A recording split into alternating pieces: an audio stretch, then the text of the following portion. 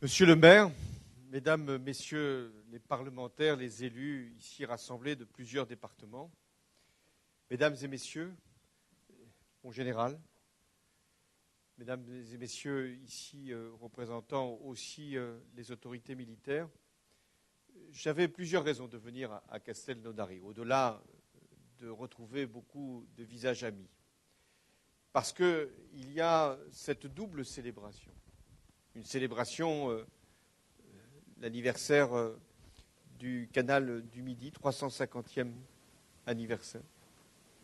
Réalisation extraordinaire, si l'on songe aux conditions de l'époque, qui supposait une vision, qui supposait et qui exigeait ce que le maire a rappelé, du temps long.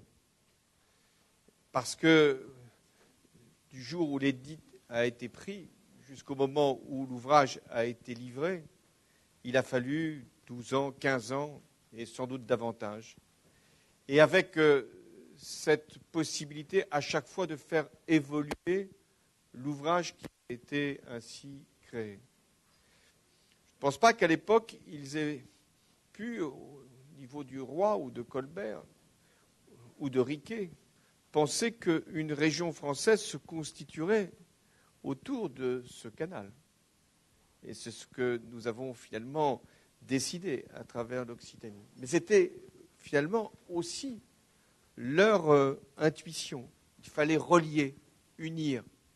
Et c'est, je crois, aussi un symbole. Il faut unir, relier les territoires et les populations.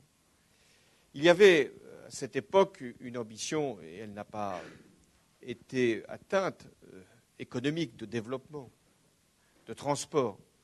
Mais il a fallu que nous puissions avoir des idées nouvelles si nous voulions que l'ouvrage, le canal du Midi, puisse être utilisé avec les besoins de l'économie d'aujourd'hui. D'où ce projet que vous portez, que les collectivités appuient, que l'État soutient, que les voies navigables, bien sûr, en responsabilité, ont le devoir de mettre en œuvre, c'est-à-dire de faire que le canal du Midi puisse être un levier de développement économique et touristique. C'est déjà largement le cas. Il y a ici des opérateurs, il y a des centaines de milliers de visiteurs, et il y a une forme de tourisme qui s'est maintenant considérablement amplifiée avec ce que vous pouvez proposer. Mais il faut continuer à investir. Investir, c'est sans doute le mot majeur aujourd'hui. Il ne suffit plus de rétablir les comptes, c'est fait. Il ne suffit plus de mettre notre économie en situation de pouvoir être compétitive. Pour beaucoup, il y a eu maintenant des actions qui ont porté des résultats. Il faut investir. Investir lorsque c'est un ouvrage, c'est l'État et les collectivités qui sont mises à contribution ou les établissements publics. Mais il faut aussi que l'investissement privé suive. Et c'est ce que vous avez parfaitement repris de Riquet. Car le génie de cet homme a été non seulement de concevoir un ouvrage, mais aussi le mode de financement. Il avait inventé le partenariat public-privé avant l'heure. Et il avait lui-même, d'ailleurs, participé au financement. Et il avait appelé à une mobilisation de l'épargne. Donc il avait cette grande idée qu'il pouvait être associé des acteurs privés et des acteurs publics pour le bien commun. Et nous devons toujours avoir cette perspective. Et c'est ce que vous avez fait aussi, puisque vous avez appelé au travail commun de nombreux opérateurs qui vont progressivement s'investir à travers les ouvrages que vous allez mettre à leur disposition. Et puis, il y a un autre anniversaire, qui est celui du 4e régiment étranger, ici à Castelnaudary, la Légion étrangère.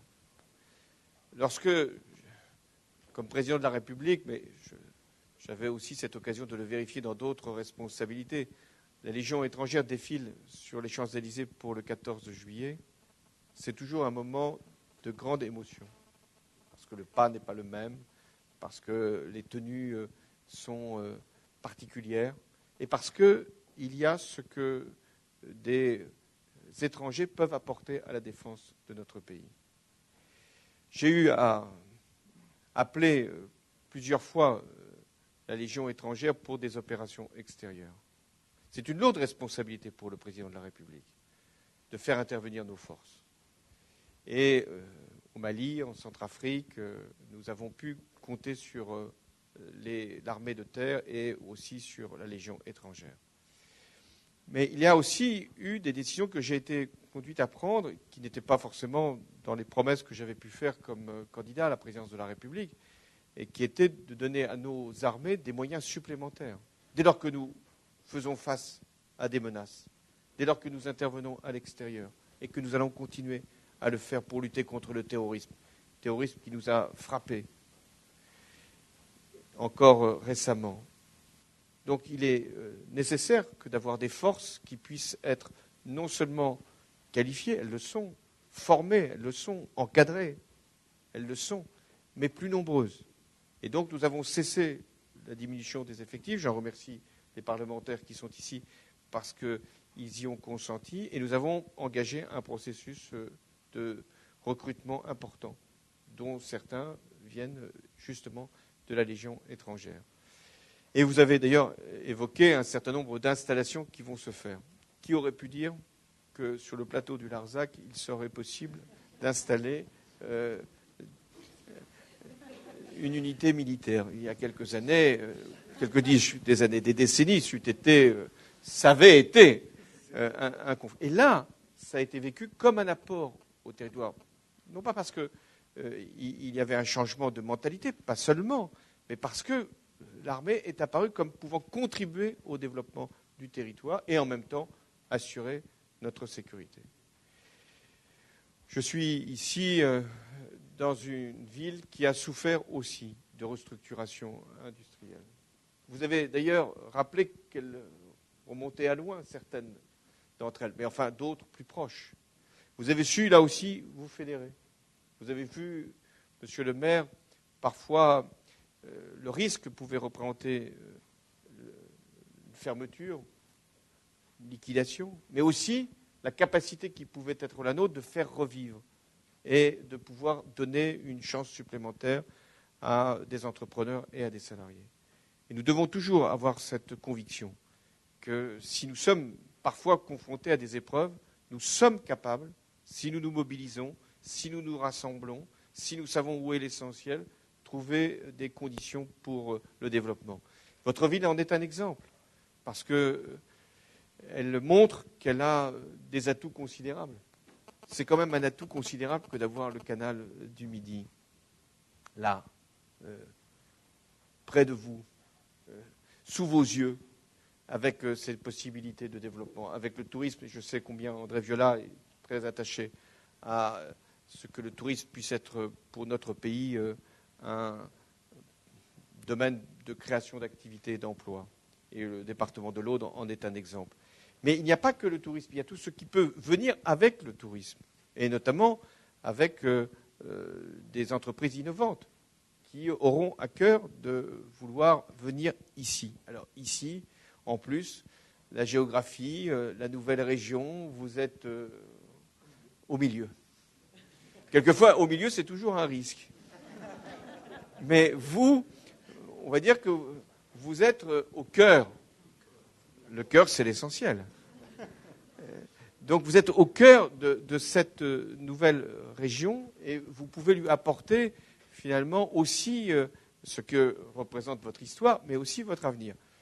Je veux terminer, puisque vous êtes aussi une capitale mondiale du cassoulet, et que ça m'a été rappelé, que là aussi, la gastronomie, la viticulture, et si ça compte, font partie de notre histoire et de notre avenir. Et qu'il ne faut pas regarder comme si c'était un vestige, une nostalgie, une tradition. Beaucoup regardent le passé toujours avec regret. Vous connaissez la complainte. C'était toujours mieux avant. Non, ça sera mieux après. Parce que nous devons utiliser ce qui a fait l'histoire, et ici nous sommes dans un lieu d'histoire, pour bâtir le futur, pour montrer que nous sommes toujours en transition Et que le rôle de ceux qui sont en responsabilité, c'est d'assurer cette transition, de passer un moment d'une étape à une autre, d'une génération à une autre, et aussi d'une époque à une autre. Si vous aviez voulu garder les activités d'hier sur le canal du Midi, il n'y aurait plus rien. Mais vous avez voulu, là encore, être à la pointe. Et en matière de tourisme fluvial, comme l'on dit, même si le canal n'est pas un fleuve, mais en matière de tourisme, nous savons bien que nous avons d'énormes possibilités et qu'il y a toutes les conditions. Une seule cause qui doit nous mobiliser, c'est d'être attentif à accueillir, d'être attentif à fournir le meilleur service. Donc, mesdames et messieurs, j'avais beaucoup de raisons de venir à Castelnaudary et j'en aurai sans doute d'autres pour y revenir. Merci à vous.